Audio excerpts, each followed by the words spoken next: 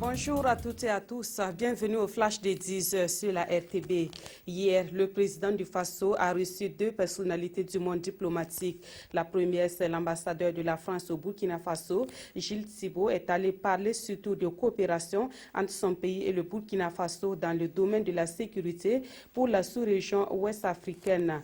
Et quant à l'ambassadeur de la Chine, Taïwan, il a abordé avec le président du Faso la préparation de la 11e commission mixte de coopération entre Taïwan et le Burkina Faso.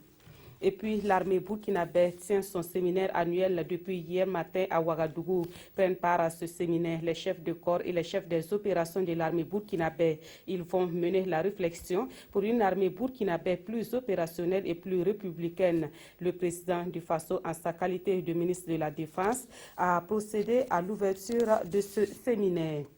Les travaux de la première revue sectorielle 2016 des projets et programmes du ministère de l'Économie, des Finances et du Développement se sont ouverts ce matin à Ouagadougou.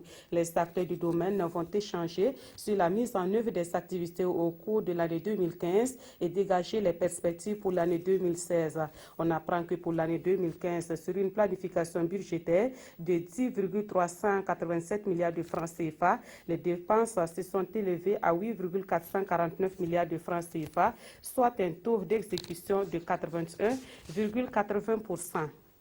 Le troisième forum de prévision climatique saisonnière pour la saison des pluies 2016 dans la zone sahélienne s'est achevé le 20 mai dernier. De cette rencontre, il ressort que les prévisions saisonnières donnent des tendances probables, des cumuls pluviométriques pour les périodes de juin, juillet, août et de juillet, août, septembre.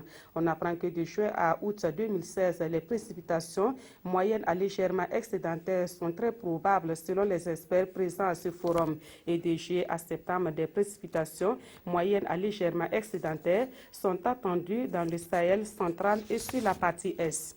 Et pour terminer, le programme de croissance économique dans le secteur agricole PCESA est financé par l'ambassade du Danemark afin de voir les infrastructures qui ont été réalisées depuis son lancement. Une visite de terrain a été organisée dans les communes de Tibga, Diapangou et Fada dans l'est du Burkina et c'était le 24 mai dernier. Et ce sont plusieurs sites qui doivent générer de la valeur ajoutée dans leurs domaines respectifs qui ont retenu l'attention des responsables du PCESA. Merci d'avoir suivi ce flash d'information. Je vous retrouve à 13h15.